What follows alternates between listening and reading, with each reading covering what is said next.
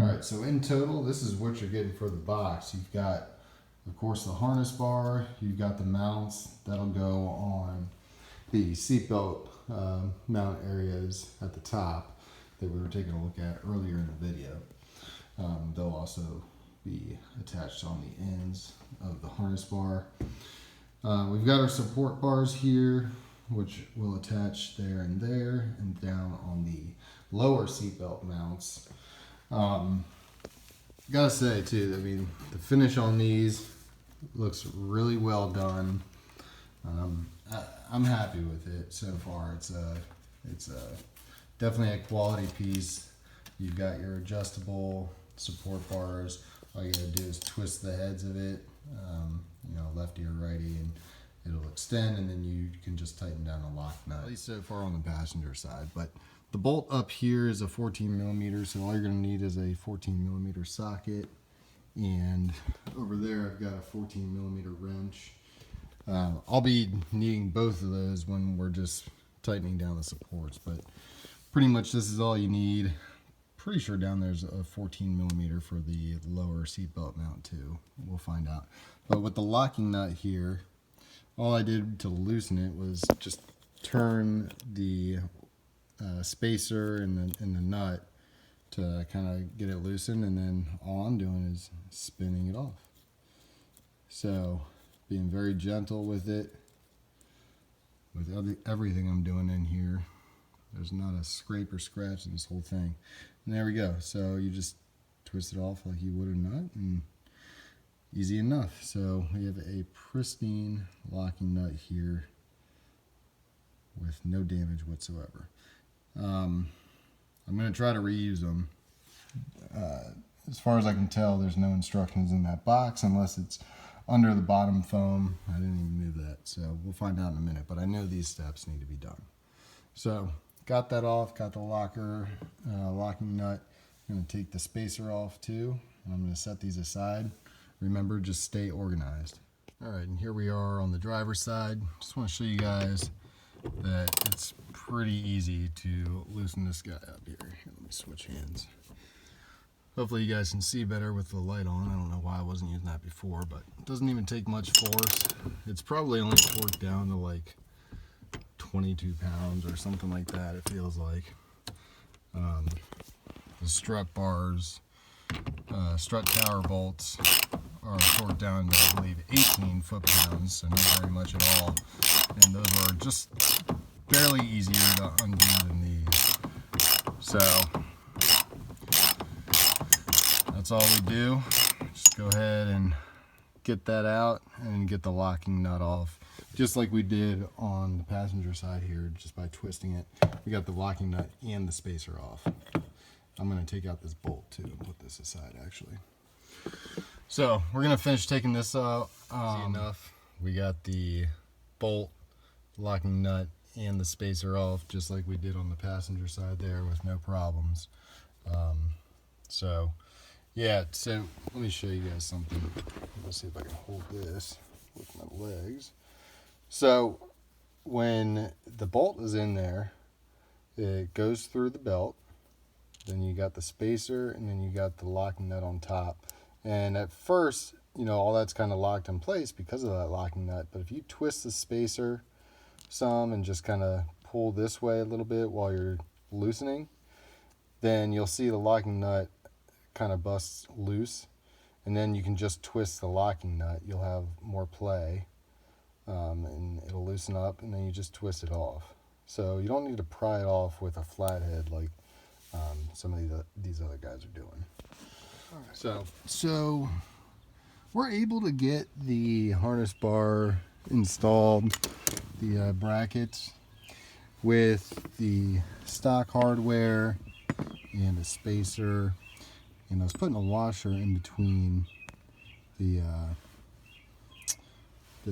seatbelt mount and the harness bar bracket, because then they can move freely. People, sitting using the seatbelt, can still, you know, move it around freely without it being all tight and annoying.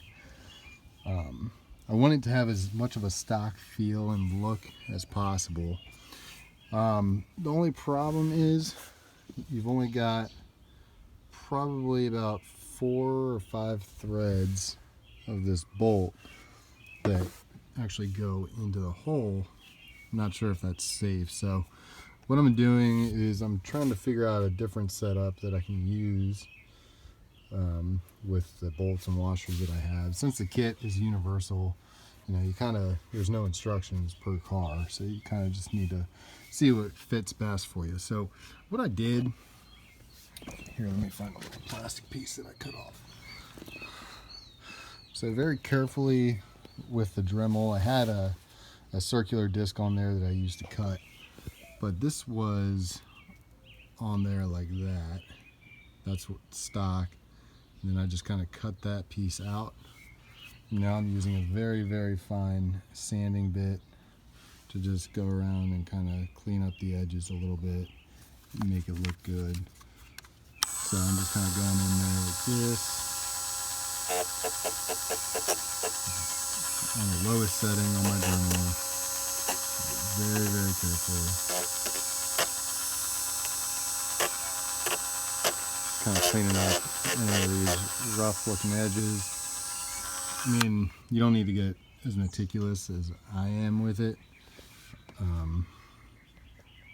because they're going to be covered up by those plastic covers when we put it all back together anyway. But, you know, I like my cars to look good if you were even to take them apart. You know, shows just the attention to detail and all that good stuff. So this side's pretty much done now. I'm not going to get much crazier with it than this. I think it's a pretty good job. It's a nice clean cut, if you can tell. Nice clean cut, so should fit better. I might have to cut out these corner pieces too, because the harness does hit those, I think. So, you know what? In fact, I'm just going to go ahead and get that out of the way, just because it couldn't hurt, even if I don't need to do it. So I'm going to cut up to actually this corner. So I'm just going to remove this little corner piece right here, just to give me a little more room to create a setup with these bolts and washers and spacers that work well. So I'll be right back. All right. So we got it trimmed up a little further, up until the edge here. So just to ensure we'll definitely have enough room to get that on. Overall, the Dremel made a pretty clean cut. It's actually cleaner looking than the camera's making it right now, but from back here it looks good. So overall, there we go. We're ready to start figuring out exactly the setup we're going to use. Got both sides done. Only takes a few minutes. So pretty simple job. I know most people are worried about cutting into their car or doing any like permanent modifications to the OEM stuff, but this is just a little lip of the plastic on the inside of the seatbelt mount. You're not going to ever see this part, so I wouldn't be too worried. It's actually a pretty easy job too. So what we're going to do, I'm going to figure out which setup I'm going to use. I'm going to take off the tape and all that and start messing around with these spacers and washers, and then we'll be back and I'll show you what I'm going to use. Alright, so this might be the best setup for the 2015 Plus STi with the Braum harness bar. The bolts that it comes with, there's these, there's a couple other ones, but they don't fit this area. So you gotta pretty much need to use the stock bolts. And I guess you could go to Home Depot, get the same size that's longer so you can fit more spacers on if you want. But this is how the harness bar bracket is fitting so far, and it fits pretty good. The only time it hits the B pillar is when it's way down here, and the harness bar is not going to sit like that anyway. I'm going to raise it up a little. I want it to sit probably right about there. I want it to be kind of high up. So what I did is I used the bolt, then the seatbelt bracket, then a washer, then the harness bar bracket, and then another washer. So the kit comes with 4 of these, using all 4 of the bigger washers, 2 on each side. So pretty simple setup, and you can see where I trimmed. So look, when it moves up, it can go up about that high before it hits the stock, I guess, plastic trim or whatever you want to call it. So the trimming was necessary to get this set up to fit. You don't need to trim this if you go to Home Depot, get a new bolt that's longer and fit a spacer in the back there. But then you're going to have a little bit of trouble fitting the cover on it. The bottom part of the cover probably won't snap on correctly. This way the cover is going to go on just fine, and it's going to look good. So I think overall it'll look the cleanest this way. So I'm going to go ahead and get the other side on too. Some people are using Loctite on these, but you got to remember that, you know, first of all, with this setup, there's plenty of threads in there, and also this is going to not move at all. The harness bar, it's not going to move at all when the supports are put in the floor. So, you know, I don't know if there's any need for Loctite. I think that's a little overkill and might just make your life much more annoying if you ever have to undo this stuff. So I don't know. I'm gonna go without Loctite and live with it, but I think it'll be just a preference thing on that. So I need to find the other washer. I'll do the other side and then we'll get back to it. Don't forget to put your OEM locking nut back on. I have it on that side, I believe, but yeah, I forgot to put it on when I attached this. So get the locking nut on there and then attach everything. So all right, locking nuts on. We're not going to torque these all the way down. We want it to be movable right now, just so we can put the harness bar on with the Allen bolts it came with without a problem. So we'll get that side on, and then we'll screw on the harness bar, and then we will start having a look at this area down here to see if we can get in here without tearing anything up too bad. Otherwise we'll see if we can move the bottom of the B pillar here or something. You know, we'll try to make it as painless as possible. So be right back. All right, so the driver's side, we just peeled back the B pillar a little bit. All you got to do is loosen the sill trim here and in the front, and that just pops right off. It's so easy, it's ridiculous. And then there's 2 clips in the back here, one there and one up front. You just pull them out. Just don't be afraid. It just takes a little bit of force, but it's not too bad. When I was doing this side, I actually dropped a washer down the slot here, and it landed inside the seatbelt reel. So I had to fish that washer out. You know, it's always shit like that that makes installations take forever, but you know, I'm taking my time anyway. Once you got the B pillar peeled back though, there's already a slice in the carpet there for you to get down to the bolt for the bottom seatbelt mount. Should be pretty simple.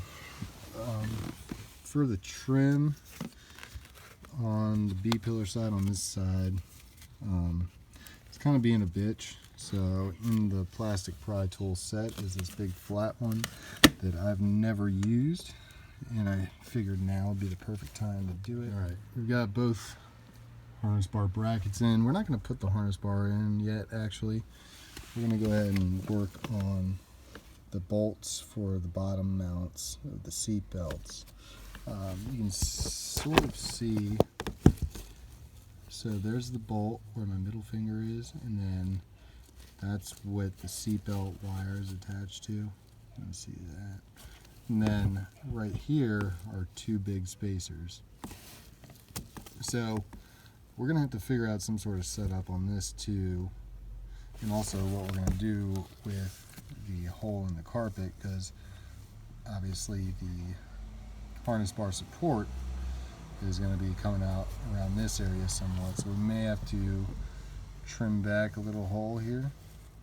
So of course we'll make that look nice and neat like we did with the trim job up here, and you know, we should be good. But let me take this off and just see what we're working with down here first. Alright, so here we are getting the bottom on.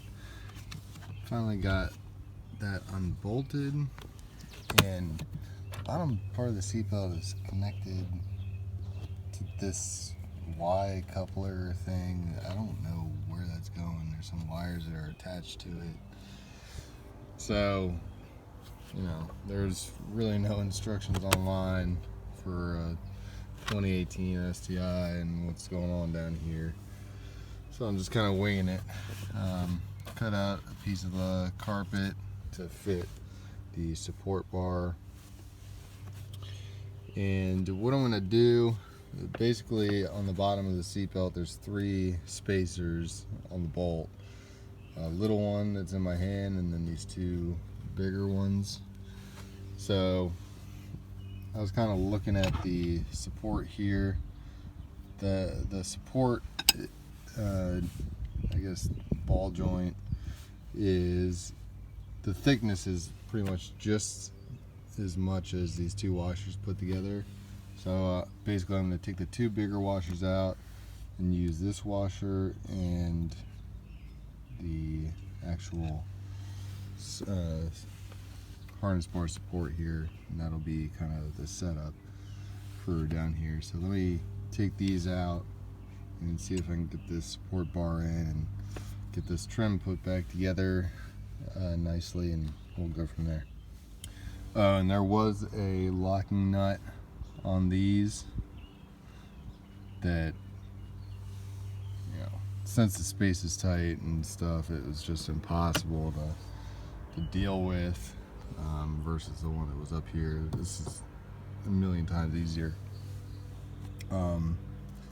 This is, all this stuff down here isn't that bad if you just have a Dremel.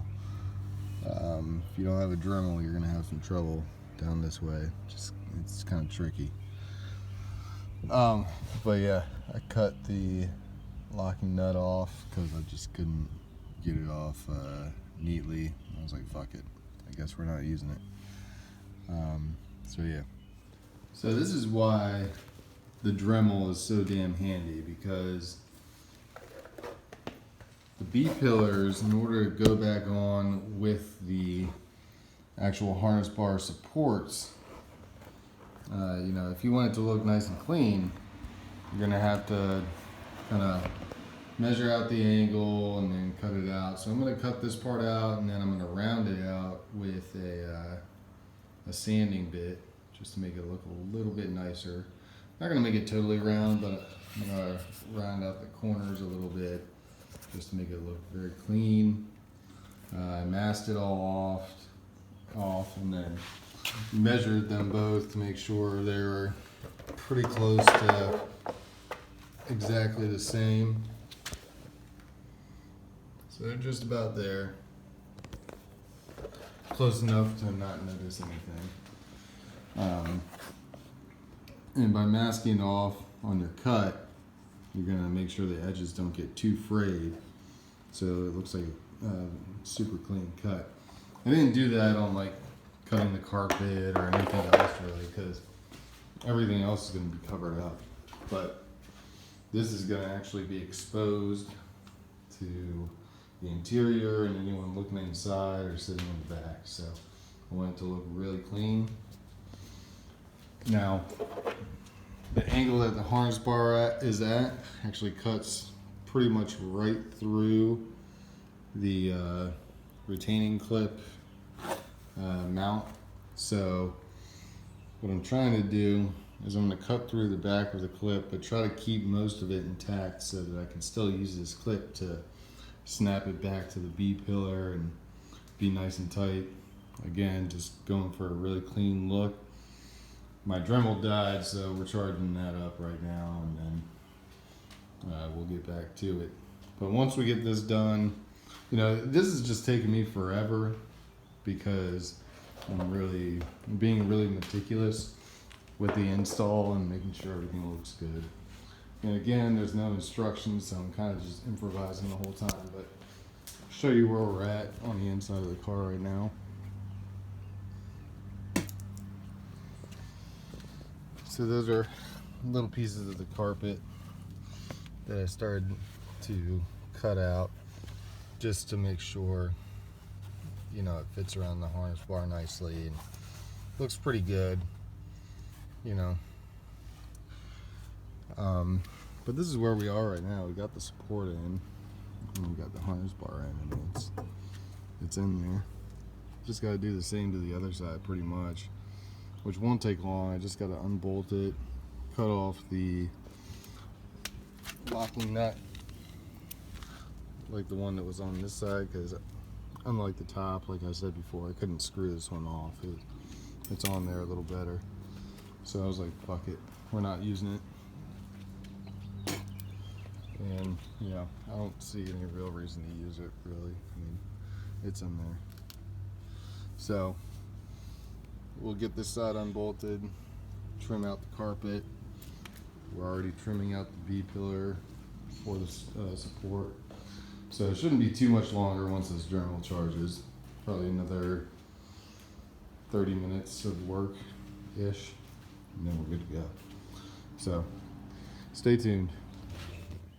All right, there's our cut all cleaned up. Went around it with a really fine sanding bit. Just really tried to clean it up. It'll look good. So it'll go in there like that, and the bar will go through there. Just test fitted it a moment ago, so it seems like it fits. Let me see if I can get the right side buttoned up just to see what it looks like before I finish cleaning up the other side. All right, we are finally installed. Everything went back pretty neatly. The cuts were tough to do just because I didn't know exactly where to cut, right? So I cut too far back.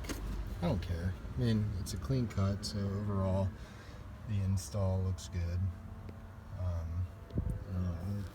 It's all straight lines and nice and clean, so I'm overall happy with this.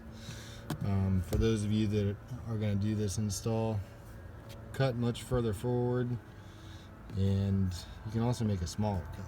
So my cut was too big and too far back. Totally fine though. Everything went in nicely. We've got a coat of wax on the bar right now. Of course, the tried and true Meguiar's 2.0 Tech Wax. So we'll get it all wiped down. I got the seats moved back. All the trim is back in place, nice and neatly. No scratches on it. Turned out well, and I especially like the way it turned out up top. So what I mean is the top mounts, I mean, it looks totally stock. It went back together really nicely. Obviously it no longer moves up and down because the bar is holding it in place, but still functions properly and everything. So overall it's all good here. Yeah, so it looks really good. We're gonna